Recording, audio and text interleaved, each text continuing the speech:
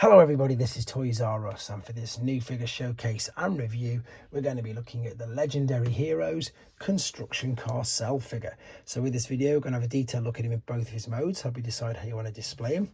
We're going to of course do some comparisons with him and his Generation 1 self, and yes, that is correct. If this guy is looking very familiar to you, that is because he is a third-party company's version of the G1 Constructicon Scrapper. So this company is Newage. They are not licensed by Hasbro or Takara, so they can't use their proper names. But as you can see, he is definitely a Generation 1 Constructicon. And it is, of course, as I've said, Scrapper. So we're going to have a detailed look at him in both his modes, compare him with the original, have a look at the accessories that come with him, and we'll give you an idea of, I suppose, how big he is compared to some of the other figures as well. So let's start off. In fact, let's look at the packaging. They come packaged, as you can see here, in packs of 2. Scrapper was packaged with their version of Mixmaster. They come in these clamshells like that in their robot modes, and they come with 2 horns, one each. This is of course from the coronation scene in the movie, which I'll show you in a second, and indeed his gun as well. Now on the back of the box you've just got some product images of them carrying energon cubes, and then on the side you've got the Devastator picture, because these will all of course combine into Devastator, which I am currently preparing in a video as well. Right, let's have a look at the figure itself. So the main thing for this is these are very articulate, but they're still really small, and they're also highly detailed. So there is his head, which looks, I mean, look at that, it's beautiful. They do say the things about this is they look just like they've just jumped off the cartoon screen, which they are completely right. It's on like a mushroom peg. It can't go all the way around because it's a little bit restricted by the shoulders, but it can look up and down, which is great. The shoulders can come right out to the side. These can go all the way around as well, completely unrestricted because the bucket is out of the way. There's a swivel just underneath the shoulder. There's a bicep flexion. There is still a wrist swivel, even though, as you can see, this is going to fold into there for transformation. Is there an ab crunch? Let's have a look. I wouldn't class that as an ab crunch because that's really the hips, but there is a waist swivel. The hips will go all the way out to the side, and they will kick all the way to the front because there is a hip skirt, so you've got the full articulation and range of motion in these legs, as well as a swivel just underneath the hip, as well as a knee bend, and of course an ankle tilt and rock. So as you can see, incredibly articulate. So as far as first impressions go, I'm sure you'd agree he looks great. Right, let's have a quick look at him in his alternate mode. So here he is in his alternate mode.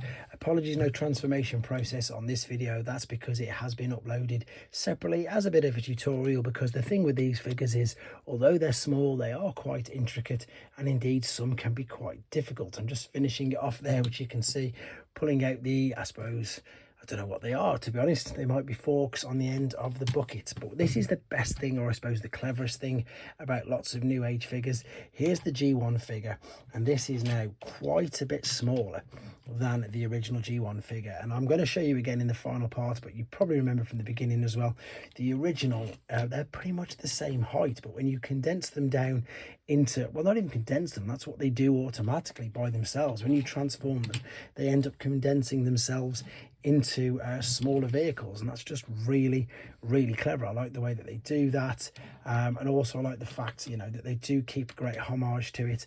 And of course, as you can see, all the wheels are on individual pins, so they still go around no problem. You've got a, I suppose, a basic idea there of some of the transformation by seeing him from the underside. It's super basic, but again, it's super small, and it just really works. To give you an idea of small, there's G1 Bumblebee, which typically, as you can see, is falling all over the place. Same as a G1 Paraglide, which just happens to be here from another video. A core class standard figure. Here we go. Here's a Micromaster, which, you know, isn't much smaller than it at all, to be honest. What else have we got here? A standard deluxe figure. So as you can see now, well, in fact, that's quite a small deluxe figure, but he's nowhere near as big as that. I've got Prowl, which is another deluxe figure that's, you know, not the biggest, but compared to this, absolutely tiny. So as I say, there you go, alternate mode. If I wanted to be super picky, maybe it's just a little bit bland, a little bit boring with the color scheme, but of course the color scheme is what it is. This is what the Constructicons look like. There's a bit of detail there of some hydraulics on the side of the lifting arm, but otherwise it is quite basic, it is quite bland. This is all about the robot mode and of course the fully combined mode. The bucket will tip actually. Let me just show you all the articulation in the bucket. That wasn't really fair. It'll go up and down. There's quite a bit of movement there, and I suppose if you really wanted to, you could bring this forward and have that there as well.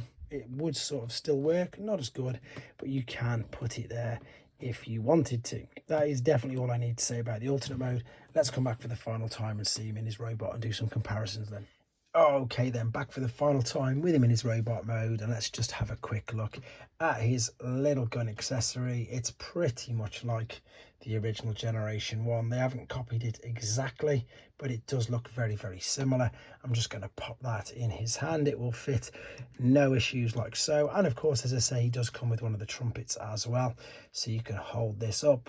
I'm going to do a video, actually. I've decided I'm going to do a video with all of the constructicons and do a full comparison between G1 and these as well. So that's an extra couple of videos you're going to see, as well as all the individual characters. So let's do some of the important comparisons then. So as I said at the beginning of the video, this is just a great example of 40 years worth of engineering and how much they've improved, but you can still see that they've got the same, I suppose, sort of homages around the back. There's one thing I did want to say, that you can, if you wanted to, you can push that up there and sort of cover up a bit of the gap. It doesn't really make much difference if you want to. If you don't want to, I think in the instructions it does say to have it folded down about like that. Now this is quite strange for Newage. There's a bit of a gap there on the back of his heels, and of course there was two tiny ones in the forearm. These are all for transformation purposes, and to be honest, you don't really get that in Newage figures.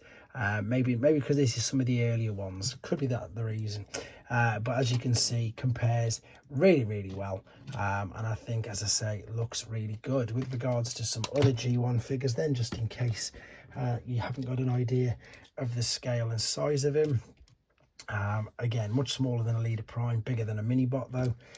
With regards to some mainline figures, we've got a couple of deluxes here. So if I bring in some mainline deluxe, oh, nearly knocked him over. Mainline deluxe, quite a bit smaller than core class. He's quite a bit bigger than, so he's sort of in between. As I say, he's in between the core class and the deluxe class, but again, completely different price point, way more articulate, and again, not even an official Takara product. So let's have a quick look at him. I've started to build up a few of these now. As I say, I'll bring them all in eventually, but there we've got their take on Scavenger and Bone Crusher as well. So you can see they're starting to line up pretty good as well. Well, I just reached down here to grab some other third-party figures. That's a Doctor Wu Mechanic Studio Sandstorm. I'm going to get him to stand up. There we go. Let's bring him out of the way. Let's bring in a Newage. So this is who we should scale perfectly with. That's their take on Prime. Then we've got a Magic Square Trailbreaker. And then we've got an Iron Factory Mirage. You can see there how they all scale pretty much together. I don't think there's much more to say about this guy. He does look great. As I said, I am going to be doing a couple more videos. I've got one more. I've got their take on Mixmaster to do. I've then got a full set of Constructicons, and of course the combining and building up of Devastator as well. But in the meantime, this is Newage's Construction Carcel, a Generation 1 version of Scrapper. Nearly forgot his name then. There you go. Let me know what you think of him in the comments, guys. Take care.